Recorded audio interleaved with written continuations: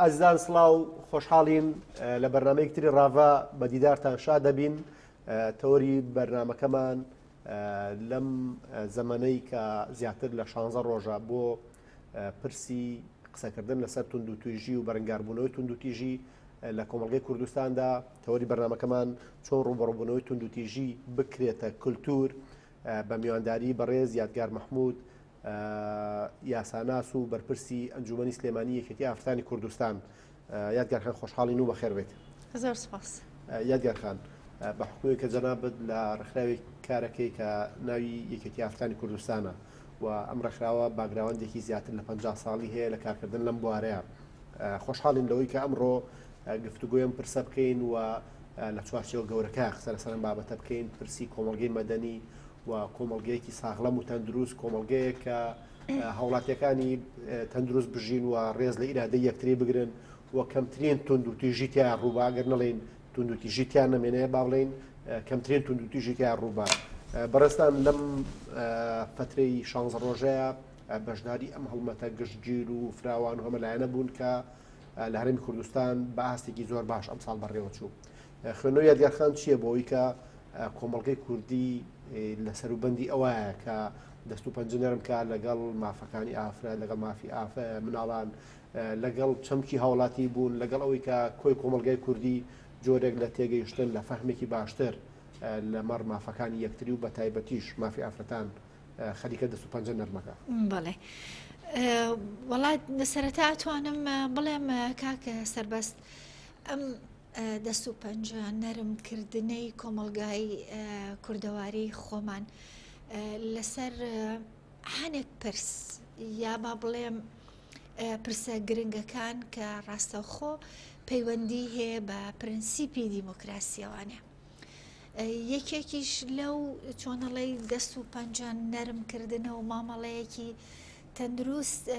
بێگومان وەکو بەرپرسی ئەنجومەنی سلێمانی یەکێتی ئافرەتانی کوردستان و لە چوارچێوەی ئەو هەڵمەتی 16 ڕۆژەی بەرەنگاربوونەوەی توندوتیژیە بۆیە دەتوانم پەنابەرم بۆ ئەو نمونەیە وەکو باشترین و زەقترین نمونە کە ئەم کۆمەڵگای ئێمە وێڕای ئەم هەموو قەیرانەی کە لەم ئەزمونەمانە دووچارمان بۆ یەخەمان ئەگرێ، بەڵام شکر بۆ خوا کە ئەتوانم بڵێم ئێمە وەکو کۆمەڵگا ئەتوانم بڵێم ڕۆحێکی زیندومان هەیە، ڕۆحێکی زیندومان هەیە و دوای ئەوە هوشیاریەکی ئەو تۆشمان هەیە بە بەراورد بەو میلەتانەی کە لەگەڵمانان یان دراوسێمانن هەر کاتێک کە ئێمە بمانە هەڵبگەڕێنەوانێ سەر پرسە دیموکراسیەکان و دوای ئەوەش ئەو مامەڵەکردن و پەنجە نەرمکردنە لەگەڵ ئەو پرسە گرنگانەیە کە ڕاستەوخۆ پەیوەندی هەیە بە دیموکراسی و بە پرەنسیپی دیموکراسیەوانێ، دەتوانم ئاماژەی پێ بم کە لە دوو ئاستا ئێمە ئەم کۆمەڵگایە سەروبەری ئەو پرسانە و ئەو بابەتانە ئەگرێ. ئەیژەیە چێ لە ڕووی فەرمیوانە لە ئاسی فەرمیە کەواتە دەسەڵات حکوومەتی هەرێم ڕۆڵێکی زۆر زۆر باشی بینیوە لەو بابەتەدا لەو دۆزەدا کە باز لە توندوتیژی بەگشتی لە ناو خێزانە و لە خێزانە و بێگومان منداڵیش دەگرێتەوە تەنها ئافرەت ناگرێتەوەانێ. ئەو ڕۆکەی تریشی چۆنەڵێ دابەزین بۆ ناو کۆمەڵگا و بۆ ئاستی تاک، چونکە بتەوێ نەتەوێ ئەم بابەتە دۆزی ئافرەت یا چۆنەڵی مافی ئافرەت، ئازادی ئافرەت یا توندوتیژی بەرامبەر بە ئافرەت بۆتە بابەستێکی ڕۆژ کە لە ئاستی تاکە، لە ئاستی گروپە، لە ئاستی چین و توێژی جیاوازە هین ئەکرێت باسی لێ ئەکرێ. کۆی هەموو چۆنەڵێ لەو دوو ئاستا کە باس و تاوتوێ ئەکرێت لەسەر ئەم بابەتە بتوانم بڵێم دەرئەنجامێکی زۆر زۆر باشی بەدەستێناوە. بابەتەکە قەدەغەنیە کە باس کرێ. ئەتوانم بڵێم پێش چەند ساڵێک ئەگەر باسی ماف و ئازادی ئافرەتت کردبایە بە زۆر شت تاوانبار ئەکرای کە هیچ کەسێک ئامادە نەبوو خۆی بخاتە بەردەم و یا بەرچاوی ئەو توانج و تانە و تەشەرە توندانەی کە بەرەڕوت ئەکرایەوانێ بەڵام ئێستا زۆر بە ئازادی وەکو هەموو بابەتەکانی تر وەکو هەموو پرسە گرنگەکانی تر کۆمەلگا باس لەو بەشەش ئەکا باس لەو دۆزەش ئەکا کە ڕاستەوخۆ بە تایبەتی پەیوەندی هەیە بە ئافرەتەوانێ لەم کۆمەلگایە لە چەند ڕەهەندێکەوە ئیتر ئایا بابەتێکی چۆنەڵێ دینی بێت لە ئاستی دینیە یا ئەوە تا پەیوەندی بە ئابووری و ئافرەتەوە هەبێ یا پەیوەندی بە ئافرەتەوە هەبێت کە باس لە دەرچوونی دەکات لە چوارچێوەیەکی تعریف پێکراوی تەقلیدی کە ئافرەت تەنها جێگە و پێگەی ماڵە بەڵکو ئێمە گەشتونەتە ئاستێک ئەم کۆمەلگایە مەبەسمە کە ئێمە داکۆکی لەواکەین و هەروەها هەوڵشمان خستۆتە گەڕ کە ئافرەتیش بچێتە ناوەندی ئەو ناوەندانەی کە بڕیاری لێ دروست دەکرێت. جا بۆیە وەڵامەکەی ئەوەیە کە ئێمە وەکو بەرپرسی وەکو ئەنجومەنی سلێمانی وەکو ڕێکخراوی یەکێتی ئافرەتانی کوردستان کە لە 1952 وانێ ئەم ڕێکخراوە دروست بووە ئەم ساڵ کە یادی ئەەکەینەوە 69مین ساڵە تەمەنێتی ئەم ڕێکخراوە. ئێمە زۆر دڵخۆشانە هەڵ ئەگەڕێینەوە سەر ئەو مێژووە زێڕینە کە دەتوانین بڵێن ڕنج و هەوڵ و ماندووبوونی ئەم ڕێکخراوەمان و بەگشتی ڕێکخراوەکانی ئافرەتانیش بەزایە نەچووە. یادگارخان پرسی توندوتوێژی و بە مەدەنیکردنی کۆی کۆمەلگاکە پرسێکی فرەڕاندا هەروی کە بەڕێز باست کرد کە لە دووسێ ڕەهەندەوە باسیەوە کرد کە حکومڕان لە کوردستان دەست پێشخەری باشی هەیە ئیسیجابەی هەیە و بۆ خۆشی خاوەنی جۆرێک لە پرۆژێ لەوەی کە پرسی توندوتیژی پرسی مافەکانی ئافرەت پرسی بە مەدەنیکردنی کۆمەلگەی کوردستان بۆ خۆی بە قەزیە وەریگرتووە و باسێکەوەت کرد کە ئەم پرسە لە کاتی ئێستاە بەهۆی کار لەسەرکردنی ڕێکخراوەکانی وەکوی کێتی ئافرەتانی کوردستان و هاوشێوەکانی ڕووی لەوەی بێ بە دۆزێکی ڕەوا دۆزێکە بەرجەستە بێ خەڵک لەمسی بکە قوبوڵی بکە قسەی لەسەرکە و بوعدە جیاوازەکانی بدرێتە بە ڕووناکی وەکوی کێتی ئافرەتانی کوردستان ئێوە لەم زەمەنی هەڵمەتای بە تایبەتی چۆن مامەڵەتان کرد یان ئەو چالاکیانێک ئێوە نوانتان یان ئەو بیر بۆ چوونێک ئێوە بە تایبەتی بۆ ئەم فترە زەمەنیە دوای ئەو پێشکەوتنی کە جەنابەت باسیەکەی مامەڵەکردنی ئێوە لەگەڵ ئەم دۆخە تازەیە ئەم دەست پێشخەرە تازەیە چۆن بوو چی بوو؟ پێشەوەی کە وەڵامی پرسیارەکەت بەماوانێ ئایا ڕۆڵی ئێمە یا چۆنەڵی بەچێ ئاراستەیەک و بەچێ ئامانجێک ئێمە بەشداریمان کردووە لەم هەڵمەتی بەرەنگاربوونەوەی توندوتیژیە کە چۆنەڵی ئێڤەمەنتێکی یا چۆنەڵی ڕووداوێک و هەڵمەتێکی جیهانیە دەبێت بە هەڵ بگەڕێمەوە سەر بەرنامە و یان استراتیجی یا تعریفی یا کار و ئامانجی ڕێکخراوی بە تایبەتی یەکێتی ئافرەتانی کوردستان. ئێمە ئەگەر هەڵبگەڕێنەوانێ سەر استراتیجیەکانی یەکێتی ئافرەتانی کوردستان لە دوای کۆنگرەی هەشتەمینەوانێ کە پارساڵ بوو 30 سپتەمبەر ئەنجام درا لەوەیەدا 5-6 استراتیجی زۆر گرنگ ئاماژەی پێدراوە. هەر یەکێک لەو استراتیجانە کە فۆرمولە کراوە کە پێناسەکراوە یەکێک لەوانە ئێمە باس لە هاوسەنگی ئەەکەین. هاوسەنگی بەواتای چی لە کۆدا هاوسەنگی مەبەستمان لەوەیە کە ئەو پەیوەندیەی کە هەیە لە نێوان ڕەگەزە جیاوازەکانە کە نێر و مێیە کە ژن و پیاوە هاوسەنگیەک لە پەیوەندیە هاوسەنگیەک لە مافەکانە بڵێن دەستە بەر بکرێ. ئێمە هیچ کاتێک وەکو ڕێکخراوی یەکێتی ئافرەتانی کوردستان ئامانجمان یا کارمان بۆ ئەوە نەکردووە کە پیاو سالاری باوک سالاری پاتریاری بگۆڕین بۆ چۆنەڵی دایک سالاری ژن سالاری ماتریاریک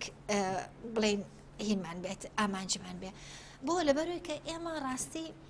ڕێکخراوێکی کوردستانین ڕێکخراوێکین هەڵقوڵاوی کۆمەلگای کوردەواری خۆمانین ئەتوانم بڵێم ئێمە فێمینیستێکی کوردانین، چکم فێمینیستی کوردی هاوتا لەگەڵ دۆزی ئافرەتە ئەبێت بە هەمان ئەست ئاگادار و بەشداری پرسەنەتەوەیەکەمان بێت. ینی پەرەلێل ئەم دوو دۆزە دۆزینەتەوەی لەگەڵ دۆزی ئافرەتە لە ناو کۆمەلگای کوردەواریە لەسەر هەردووکی کار بکە. و دوای ئەوەش ڕێکخراوی یەکێتی ئافرەتانی کوردستان ئەو ڕێکخراوێکی چۆنەڵێ چەپگەرە یا چەپڕەوی ڕادیکاڵ نییە، فێمینیستێکی ڕادیکاڵ نییە، فێمینیستێکی هاوردەکرا و نییە کە کۆپی کرابێت و بتەوێت بە ڕەچەتەی کۆمەلگایەکی تر بە نەریت و بە مێژوویەک و بە کۆنتێکستێکی تەواو جیاواز لە کوردستان تۆ بیهێنی کۆپی بکەیت و بیسەپێنی بڵێ ئێمە ئەبێ بەم نەوعە مامەڵە لەگەڵ ئافرەتا و لەگەڵ دۆسی ئافرەتا بکەین و ئەوەش ببێتە چۆنەڵی سەرچاوەی ئەو یاسا و ڕێسایانی کە پەیوەندی هەیە بە ڕێخستنی پەیوەندیەکانی نێوان ئافرەت و پیاو، نێوان ئەو ئەرک و بەرپرسیارەتەی کە دەسەڵات هەیەی بەرامبەر بە خودی هاوڵاتی، بەرامبەر بەتاک، بەرامبەر بە چین و توێژ و ئیلا ئاخریهی لە بینی قەوسێکە بە مافی ئافرەتەوانێت. چونێکم بیرمان نەچێ ئێمە ئەو کارانەی کە دەیکەین ئاراستەکرا و ئێمە بەو ئاسە ئیش ئەەکەین، بۆ ئاراستەیە ئیش ئەەکەین کە ئەوەی جێگەی ئەبێتەوانێ و مافە لۆژیکە نامۆ نییە بە کولتور و بە ماف بەعام بە شێوەیەکی گشتی بە مافی مرۆڤ و مافی هاوڵاتی بوون. ئێمە لە ڕێگەی یاساوە دەمانوێت چارەسەری هەموو ئەو پرسانە، هەموو ئەو کێشە و تەنگەشانەی کە با بڵێن هەیە لە ناوە کۆمەلگادا و دیسانەوانە لە بینی کەوانەیەکە کە پەیوەندی هەیە بە دۆزی ئافرەتەوانێ. جا بۆیە یعنی خەڵک بە تایبەتی ئەوانەی کە هێشتا ئاشناییان نییە لەسەر ڕێکخراوی ئافرەتان وا پێویستەکە ئەو کەسانە جارێ بزانن ئایا فێمینیستی چییە، ڕێکخراوی ئافرەتان چییە، چەند ڕەوتی جیاوازی فێمینیستی هەیە لەم سەری چەپەوانێ هەتا ئەگاتە ئەو سەری لیبراڵ ڕاستڕەوەکان. ئێمە لە کۆی ئەم بۆچوونانەدا لەم سەری چەپەوە بۆ ئەو سەری ڕازڕەوی ویستومانە و لە هەوڵی ئەوەداین کە ئێمە بە جۆرێک بە مۆدێلێک فێمینیستیانە یا با بڵێن کار بکەین بۆ لەسەر دۆزی ئافرەت ناو کۆمەلگای خۆمانە بە دیدێکی کوردانەوانێ. جا هەر بۆیە ئێمە جیاوازین لە فێمینیستە ڕادیکاڵەکان. ئامانجی ئێمە هاوسەنگیە، ئامانجی ئێمە ئەوە نییە کە خوانە خواستە پشێویەک و ئاژاوەیەک بنێنەوە لە ناو خێزانە. بۆ نمونە ئەنجومەنێکی کە ئێمە لەسەر ئاستی بڵێن هەیکەلەی ئۆرگانیزەیمانە دابەش بووین بەسەر ئەنجومەنەکانە و ئەنجومەنەکانیش بەپێی چۆنەڵی ناوچەی جوگرافیان ئەگەر گەورە بێ ناوەندیان هەیە. ئێمە لەسەر ئاستی ئەنجومەنەکان بەو شێوەیە کار ئەەکەین کە کار و چالاکیەکانیشمان ناوەخن و ناوەڕۆکەکەی ئەوەیە کە ئێمە ئامانجێ چالاکیەک ئامانج دەدەین بە ئومێد و بە ئاراستەکراوە بەوەی کە ئێمە ئەو هاوسەنگیە چۆنەڵی بپارێزین، کۆدەنگیەک لە نێوان پیا و ئافرەتە دروست بکەین. و دوای ئەوەش کار و چالاکیەکانی ئێمە لە ئاستێکدایە کە ئێمە هەرگیز پیاومان نەکردوێتە دێوەزمەیەک لە کۆمەلگایە، پیاومان نەکردوێتە دوژمنێکی سەرسەختی بەگشتی با بڵێنە ئافرەت. چونکە ئێمە پێمان وایە ئەگەر براکانمان، ئەگەر هاوسەرەکانمان لەگەڵمانە نەبن، هاوکۆک نەبن، زەحمەت ئەبێت ئێمە بتوانین بگەین بەو ئامانجەکەشمان کە ئەوەیە لەسەر ئاستی خێزانە بەختەوەری و ئاسایشی خێزان واتە ئاسایشی کۆمەڵایەتی بەپارێزین و ئەگەر لە شوێنێکیشە ئەو بەختەوەریە لاواز بوو یا کەم بوو ئێمە هەوڵ بین ئاستەکەی بەرز بکەینەوانێ بۆ ئەوەی کە ئەو ئاشتەوەی کۆمەڵایەتێ کە زۆر زۆر گرنگە دەتوانم بڵێم بە پێی ئاستی ئەمنی قەومی ئاسایش و ئاشتەوایی قەومی و گروپەکان یا چۆنەڵێ نەتەوەی جیاواز یا مەسەبی جیاواز یا دینی جیاواز لە کۆمەلگا کاکەیە چەندێک پێویستە ئەو ئەمن و ئاسایش و ئاشتەوایی کۆمەڵایەتێشە بێ بێگومان ئەو ئاشتەوایی و ئاسایشش لە نێوان ڕەگەزەکانە بەو ئەندازەیە پێویستە. جا بۆیە بەژاریکردنی ئێمە ئەتوانم ئاماژەی پێ بم کە ئێمە لە هۆڵی لە قەی چوار چونکەم ئێمە لە پێشەوە لە ماڵی خۆمانەوە دەست پێ دەکەین بۆ ئەوەی کە هەواڵە كانمان لا ڕەگەزی نێر بیستی خیتاب و پەیامی ئێمە بن ئێمە کۆڕێکمان سازدا لەو کوڕەدا خات و ناسک واحید ئاماژەی بە چەند ڕوویەک و دیاردەیەکی کۆمەڵایەتی یان نەریتی و تەنانەت دینیشدا کە ئەمانە دەبنە هۆکاری لێکتێک نەگەیشتنێک لە نێوان ڕەگەزی نێر و مێدا بە ئومێدی ئەوەی کە ئەم لێک تێگەیشتانە نەمێنێت نزیک بوونەوەی ئەو دوو ڕەگەزە چونێکم سەرەتای هەموو کارێک و چارەسەری هەموو کار و کێشەیەک بە تەئکید چۆنەڵێ گفتوگۆیە نزیک بوونەوەی لە یەکتریە و تێگەیشتنیشە لە یەکتری. دەست خۆش بێ یادگارخان من لەمەوەی ئەم ماوەی ڕابردوو بە تایبەت کە هەڵمەتەکە دەستی پێ کردووە بەشێکی زۆری و چالاکیانی بەڕێستانم بینی و کوێیەتی ئافرەتانی کوردستان و بە تایبەتی ئەنجومەنی پارێزگای سلێمانی وەزایدەن ڕێکخراوەکانی کۆمەڵگەی مەدەنی کۆمەڵک لە زانکۆکان ڕێکخراوەکانی تری ئافرەتان و ژنان یعنی ئەمساڵ هەڵمەتەکە هەڵمەتێکی زۆر گشتگیر و بەرفراوان بوو و بەردەوامیشی هەبوو ینی ڕۆژانەمان بینی کە بەڕێستان و ڕێکخراوەکانی تر بە کۆڕ بە پانێڵ بە سیمینار بە کۆمەڵێت چالاکی مەدانی بە بڵاوکراوە و لە ڕێگەی کەناڵەکانی ڕاگەاندنەوە هەڵمەتەکەدا هەڵمەتێکی چڕ و هەمەلایەن بوو بە خوێندنەوەی بەڕێزت کە ڕاستە خۆ بەرکەوتنت لەگەڵ ئەم بابەتە هەیە خەڵک لە ئاستە گشتەکەیە تا چەند ئیستیعابی ئەم پەیامەیان ئەم مەسیجەیە کرد کە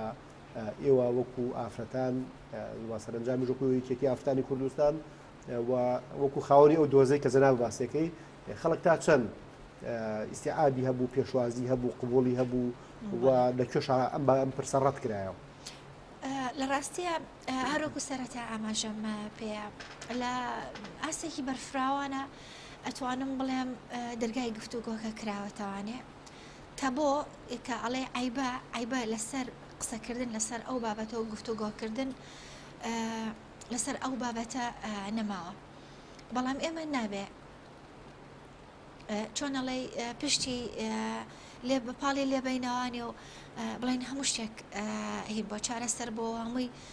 بەدڵی خۆمانە نەخێر ئێساش لێرە و لەوێ لە سوچێکە هەنێ ڕاو بۆچوونی حاڵە هەیە لەسەر کۆی ڕێکخراوەکانی ئافرەتان کە بە گومانەوانێ ئەڕوانرێتە ڕێکخراوەکان تاوانبار ئەکرێن بەشتی زۆر ئەتوانم بڵێم ناجایز و زۆر جار دوور لە ڕەوشتەوانێ ئەوانە ئێمە نابێ بهێڵین بەسەرمانە تێپەڕ ببێ ئەو لێکتێن نەگەیشتنە بەداخەوە هەر هەیە ئێمە دەبێم هەوڵ بین کە ئەو کەسانەشی تەنانەت ئەگەر کەمیش بن ئێمە بتوانین تیان بگەێنین کە کار و چالاکیەکانی ئێمە چییە ئێمە بۆچی دروستکراوین و ئامانجمانە چییە لێرە و لەوێ بۆ نمونە کە بابەتێک دائەنرێ باس لە تونند و تیژی ئەکرێ بەرامبەر بە ئافرەت ئەتوانم بڵێم تەنانەت خودی ئافرەتیش نەک تەنها پیاو دووشت زۆر یعنی بە بەربڵاوی باسی ئەکەن دوو بۆچوون لەسەر ڕێکخراوەکانی ئافرەتان یەکیشان جا ڕێکخراوەکانی ئافرەتان چیان کردووە بۆچوونێکی تریان ئەوش کە شایع ئەو زۆر بەربڵاوە پێیان وایە کە ڕێکخراوەکانی ئافرەتان بوونەتەوە هۆکاری بڵاوبوونەوەی بەدڕەوشتی لە ناو ئافرەتاندا بێگومان هەردوو بۆچوونەکە من زۆر بەتوندی ڕەت دەکەمەوانێ سەبارەت بە بۆچوونی یەکەم کە جێگەی دڵگرانیە کە ئافرەت پێی وابێ کە ڕێکخراوەکانی ئافرەتان هیچیان نەکردووە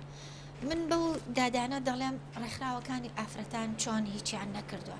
ئەگەر ڕێکخراوەکانی ئافرەتان نەبوونایە بە پشگیری دەسەڵات و بە تایبەتی بە پشگیری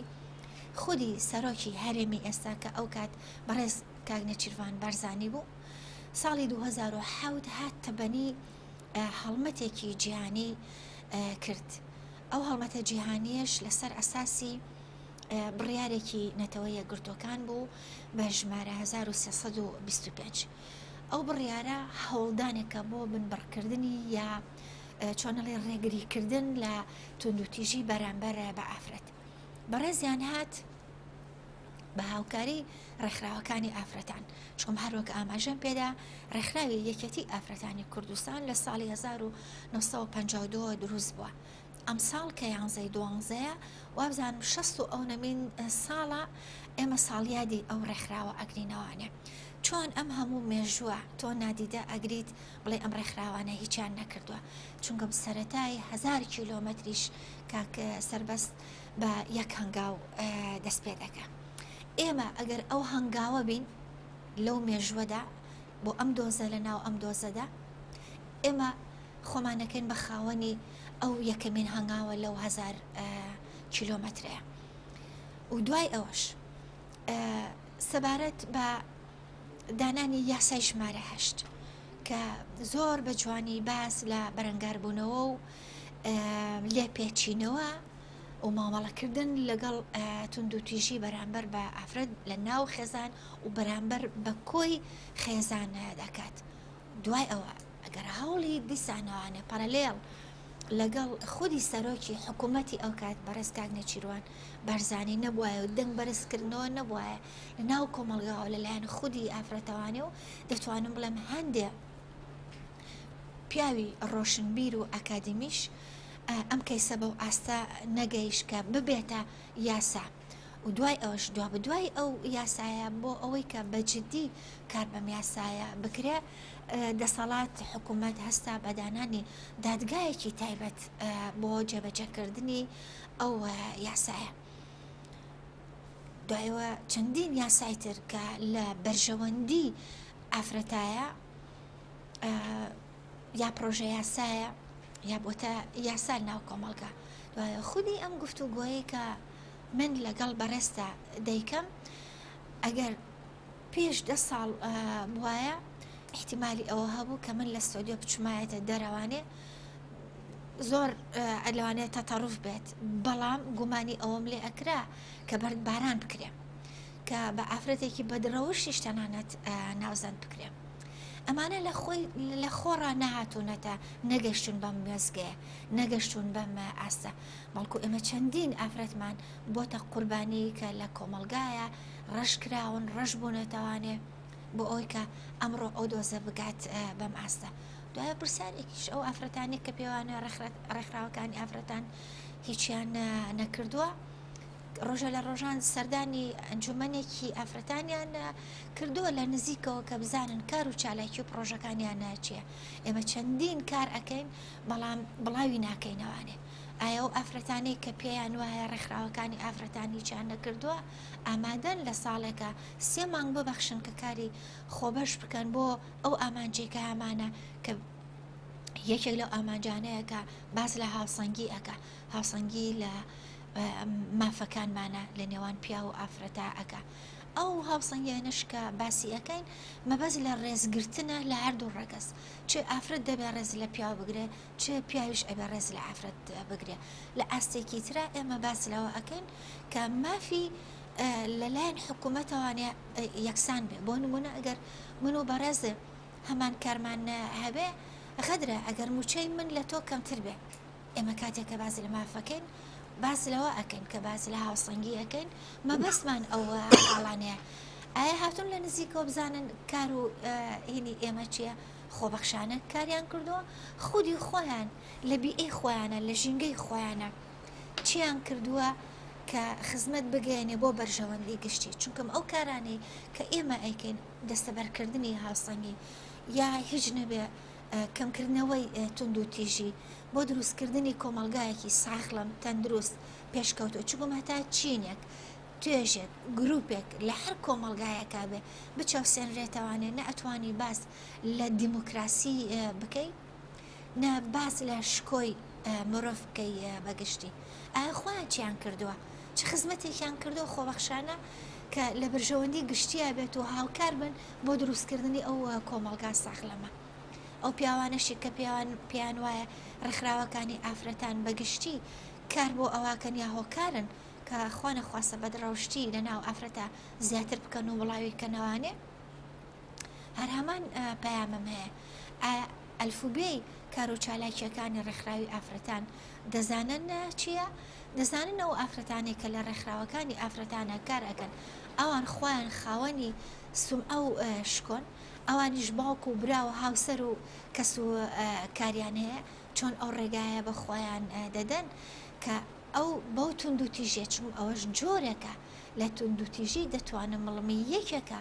لە خراپترین و پیسترین و ناشرین ترین تونند و تیژی کە دەکرێت بەرامبەر بە ئافرەت جا بۆیە ئێمە بەگشتی باس لە تونند و تیژی ئەەکەین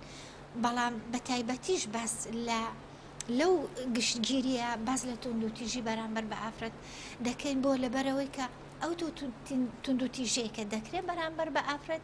جیاوازە لەو تونند و تیژەیە کە ئەکرێت بەرامبەر بە پیاو یەکە لەو تونند و تیژیانەی کە ئەکرێت بەرامبەر بە ئافرەت دەستبردنە بۆ سومعەی ئافرەت من چی لە کابراەک بکەم لە کۆمنتا لە فەیسبووکە ئەنووسێت ئەڵێ ڕێکخراوەکانی ئافرەتان هۆکارن و بۆ زیادبوون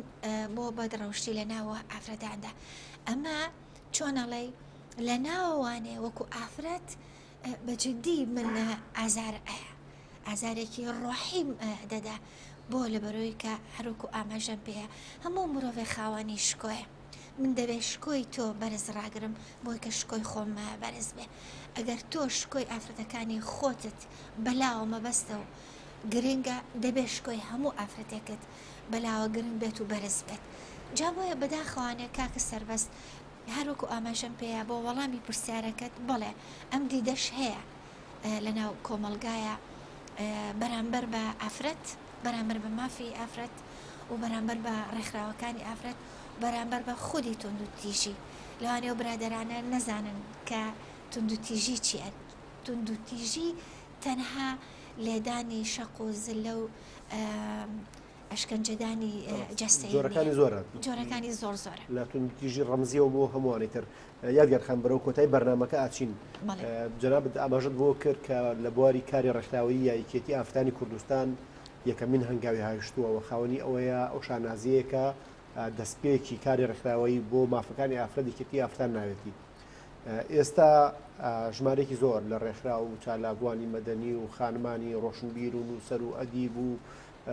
خاوەن پێگە هاوبەشی ئەم هەنگاوی ئێوەن و پرۆسەک تا ڕادێکی زۆر شاتوتە پێشەوە خۆشببینی بەوەی کە داهاتووی کۆمەڵگەی کوردی داهاتوویکی پرشنگدارە بێت لەوەی کە بەرەو کۆمەڵگایەکی مەدەنی بەرەو قوبڵکردنی ئەو هاوبەشی و هاوسەنگی کە جەنابەت باسێکەی کە کۆمەڵگەی کوردی بتوانێت جیاواز لە کۆمەلگاکانی ئەم دەوروبەرە کە کۆمەلگا گەلێکن کە ڕەنگە لە ئاستە کۆمەڵاتەکە زۆر پێشکەوتو نەبن خۆش بینیت بۆی کە کۆمەڵگەی کوردی بتوانێت هەنگاوی باشتر بنێەوە ئەم هەوڵ و جوودەی کە وەختتان دەگەڕ دەرەنجامی باشتریە بێت من خۆش بینم بەراورد بە نەتەوەی خۆم لەگەڵ نەتەوەکانی ترە ئێمە زۆر زۆر هەنگاومان بڕیوە و دوای ئەوەش ئەم گەیشتن بەم ئاستە و بڕینی ئەو هەنگاوانە هەروەکو بەڕێزت ئاماژەت پێدا خۆشم ئاماژەم پێەیە ڕێکخراوی یەکێتی ئافرەتانی کوردستان پێشەنگە دەست پێشخەری کردووە لە بەرەو پێشچوونی مافی ئافرەت مێژوشایەتی ئەم ڕاوە بۆ چوونەوە دەدات بەڵام مانای ئەوە نییە کە ئێمە بوەستین یا کەمتر چالاک بین بوونی هەموو ئەو ڕێکخراوانەی تریشە ئەو گروپانەی تریش کە دەتوانم بڵێم ڕۆژانە یا مانگانە گروپێکی تر لە ئافرەتان دروست دەبن و هەر بۆ هەمان دۆسەر ئامانجیان هەر هەمان شتێکە سەرەتای بەرنامە ئاماژەمان پێەیە بەڵام من لێرەوە حەز دەکەم سوود لەم چاوپێکەوتنە وەربگرم بۆ ئەوەی کە کەیسی ئافرەت دۆسی ئافرەت بگاتە ئاستێکی تر و قۆناغێکی تر. من چەندین جاریش بانگەوازم بۆ کردووە، باسم لێوە کردووە، بە تایبەتی گروپێکی پێکاتبوو لە ئافرەتانی هەرێکەی لە چەند حیزبێکەوە هاتبوون، گروپێک دروست بکەن بۆ ئەوەی کە ئێمە بتوانین کاری هاوبەش پێکەوە بکەین و دوای ئەوەش کاری هاوبەش لەسەر ئاستی بڵێن پرسانەتەوەیەکانمان و هەروەها لەسەر ئاستی دۆزی ئافرەت. بەگومان من ئەمەم زۆر بەلاوە باش بوو، هەرچەندە دەتوانم بڵێم کە یەکێ لە ئامانجەکان یا فیلدی یا ئەو مەدانی کە ئێمە ئەبێ دەستنیشانی بکەین کاری تیا بکەین، پێشنیاری بەندە بوو کە دەبێت بە هاوتای دۆزی ئافرەت ئێمە وەکو ئافرەت چونێکم دیسان و ئافرەتی کورد مێژوویەکی دێرینی هەیە لە خەباتی بزودنەوەی ڕزگاری خوازی کوردستاندا. پرسی یەکەممان دەبێت کۆدەنگی بێت لە پرسانەتەوەی و نیشتیمانیەکانمان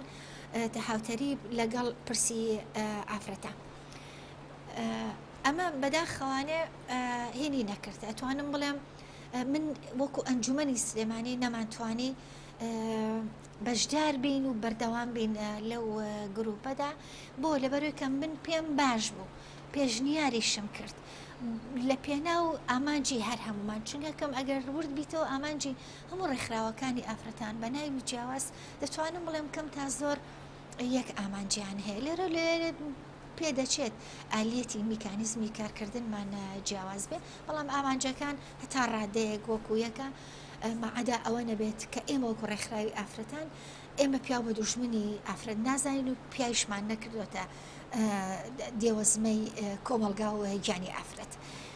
من لێرەوە حەز دەکەم ئەوەی کە هەموو ئەو ئافرەتانێت کە گویان لە دەنگی من ئەبێت لە پێناو ئامانجەکەمانە، هەردوو ئامانجەکە چێ دروستکردنی کۆدەنگیەکی نەتەوەی نیشتیمانی بە تایبەتی لەم هەلوو بارودۆخەی کە ئێستا هەموو ناوچەکە لە ئاگردایە و بەرە و گۆڕانکاریەکی نادیار دەچین، ئێمە ببینە چۆنەڵێ یاری دەدەرێک کە ئەو کۆدەنگیە لە ناو لایەنە سیاسیەکانە دروست بکەین، چونکم ئەو کۆدەنگی و یەک وتاری نەتەوەیە زۆر زەڕورە بۆ کورد، بۆ ئێستا و بۆ داهاتوشمان. و هەروەها هەمان شت کۆدەنگی پێویستە لە ناو هەموو ڕێکخراوەکانی ئافرەتانە دیسان لە پێناوی خزمەتی زیاتر و بەرەو پێشبردن و سەرخستن و بەرزکردنەوەی ئاستی کار و چالاکیمان لە دۆزی ئافرەتە. پێم باشە کە ئێمە فیدراسیۆنێک دروست بکەین، فیدراسیۆنێکی یەکێتی ئافرەتانی کوردستان دروست بکەین کە هەر لایەنە و بە نوێنەرێک بەشدار بێت لەو فیدراسیۆنەدا. ئەگەر ئێمە بتوانین ئەو فیدراسیۆنە دروست بکەین، بتوانین بە بیر و بۆچوونی جیاوازەوانێ کۆدەنگی و یەکوتاریەک لە دۆزی ئافرەتا دروست بکەین، دەبینە نمونەیەکی زۆر زەق و وانە بەخش بە لایەنە سیاسیەکان کە زۆرینەیان لە مەکتەب سیاسیەکان ئەوانەی کە بڕیار بەدەستن زۆرینەیان پیاون، بەڵکو ببێتە چاولێکەریەک بۆ پیاوەکانمان، چونکە پیاوەکان کێن خۆی سرادمان نەکردوون لە وڵاتانی دەرەوە یا لە یابان و چینەوە، هەمووی کەسەوە کاری ئێمەن، ئەوانش چاو لە ئێمە بکەن، ئەو یەکوتاری نەتەوەی و نیشتیمانیە، ئەو کۆدەنگیە، ئەو یەکڕیزیە، هەروەکوتم بۆ ئێستای کورد لەبەرەوەی کە لە بارودۆخێکی زۆر دژوار و نیادیار و هەستیاران ئەو کۆدەنگی و یەکوتاری نەتەوەیە دروست ببێت. دەستان خۆش بێ کاتی بەرنامەکەمان تەواو و خۆشحاڵ بووین بە ئامادەبوون جەنابتان. سپاس بۆ بەڕێستان. بەڕێز یادگار محمود بەرپرسی ئەنجومەنی سلێمانی یەکێتی ئافرەتانی کوردستان، زۆر سپاس بۆ ئامادەبوونت. ئەزان تا ڕافەکردنی پرسێکی تر بەخواتان ئەسپێرین و خواتان لەگەڵ بێ.